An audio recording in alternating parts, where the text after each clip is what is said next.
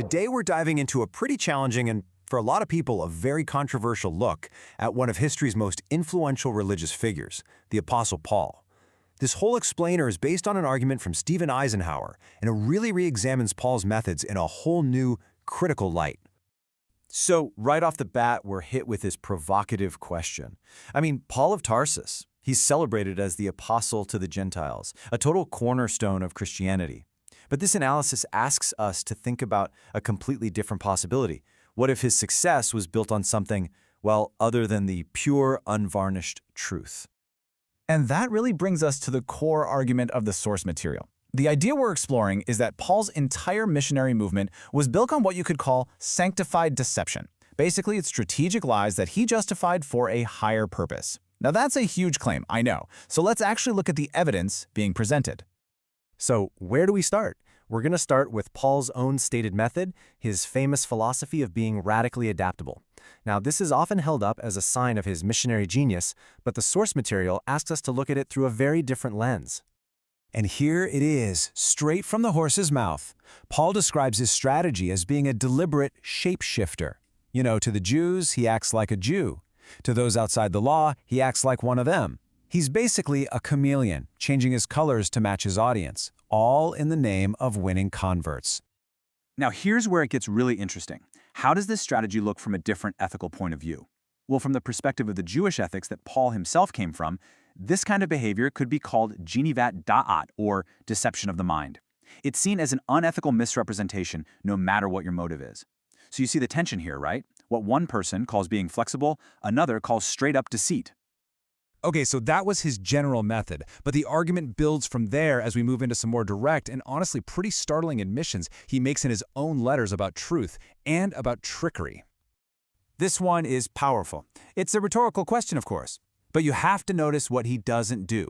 He doesn't deny using a falsehood. Instead, he deflects the charge. He's basically arguing, hey, if my lies bring glory to God, what's the big deal?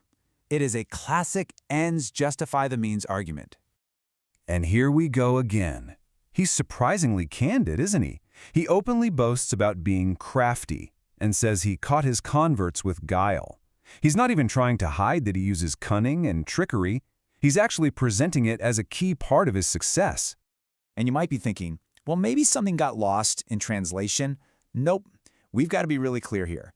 The original Greek word he uses is dolo, and its meaning is not ambiguous at all. It means trickery, deceit, cunning. So when Paul says he used guile, he meant it in the most literal sense of the word. Okay, so we've seen the method and we've heard his own admissions. Now let's look at a case study from the book of Acts, where, according to this argument, all these abstract ideas crash into concrete reality. So here's the play-by-play of what happens. Paul shows up in Jerusalem, and rumors are just flying that he's teaching against the Torah. So to quiet things down, the elders suggest a little test. He should publicly sponsor and participate in a religious temple vow. Paul agrees, and he puts on this big performance of Jewish piety. The real irony, though, it all completely backfires, and he gets arrested anyway. And this slide just lays it out so clearly. It really highlights the core contradiction. On one hand, you've got his explicit theology in his letters. I myself am not under the law. But on the other hand, you have his public action, a very visible, very expensive performance to prove that he is under the law. The two are in total opposition. But wait, it gets even messier. The source points out a few more layers here. First, Paul had actually broken his own similar vow a little while earlier, which makes him sponsoring these other guys look pretty hypocritical. And second, the whole reason he gets arrested is because someone sees him near the temple with a Gentile follower named Trophimus. The crowd just assumes Paul brought him inside, defiling the holy place. But why would Trophimus even be there? Probably because he actually believed Paul's own teaching that the dividing wall between Jews and Gentiles was gone. Paul was literally caught in a trap of his own making. So let's zoom out. What's the big takeaway from all this? As we start to wrap up, let's look at the broader legacy of Paul's methods, at least as they're framed in this analysis. The argument here is that Paul's moral flexibility, his elasticity, it isn't really rooted in Jewish tradition. The Torah ethic values emet, truth, above pretty much everything else. Instead, his willingness to adapt and even deceive for a cause feels much more at home in the Greco-Roman world, with its philosophical ideals of adaptability. He was a product of his Hellenistic environment.